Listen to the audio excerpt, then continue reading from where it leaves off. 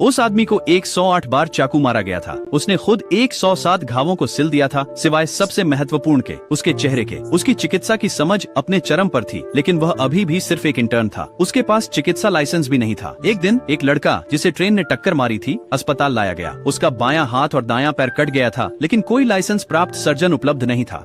आदमी आगे बढ़ा और लड़के के जीवन संकेतों की जांच की। उसने पास के जमे हुए अंगों पर नजर डाली। सिर्फ 1 सेकंड में उसने अंगों को फिर से जोड़ने का तरीका समझ लिया, लेकिन बिना लाइसेंस के अस्पताल उसे ऑपरेट करने की अनुमति कभी नहीं देगा। सभी को आश्चर्यचकित करते हुए उसने मामला लेने के लिए सहमति दी, लेकिन केवल तभी जब उसे 5 मिलियन का भुगतान किया जाए। माता पिता को अपने बेटे की जिंदगी या भारी चिकित्सा बिल के बीच चुनना था।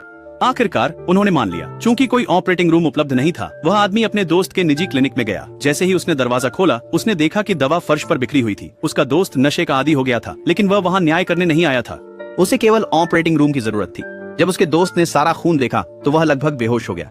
नर्स ने उस आदमी की क्षमताओं पर संदेह करना शुरू कर दिया। जवाब में उसने अपनी शर्ट उतार दी, जिससे एक शरीर दिखाई दिया जो टांकों से भरा हुआ था। हर निशान उसके अपने हाथों से सिला गया था। वह इस बात का जीता जागता सबूत था कि वो ऑपरेशन कर सकता है। उसने अपने हाथ धोए और सर्जिकल कपड़े पहने। असली सर्जरी शुरू हुई। नर्स ने उसे उपकरण दी और उसका पसीना पोंछा। नशेड़ी दोस्त लड़के के जीवन संकेतों की निगरानी कर रहा था।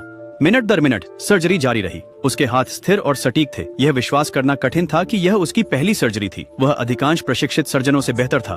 उसके तेज काम की बदौलत लड़के की जान बच गई। ऑपरेटिंग रूम की लाइट्स बंद हो गईं। माता पिता को अच्छी खबर मिली, लेकिन वह आदमी गायब हो गया था। यहाँ तक कि उसे भी स्केलपेल पकड़ते समय डर महसूस हुआ था।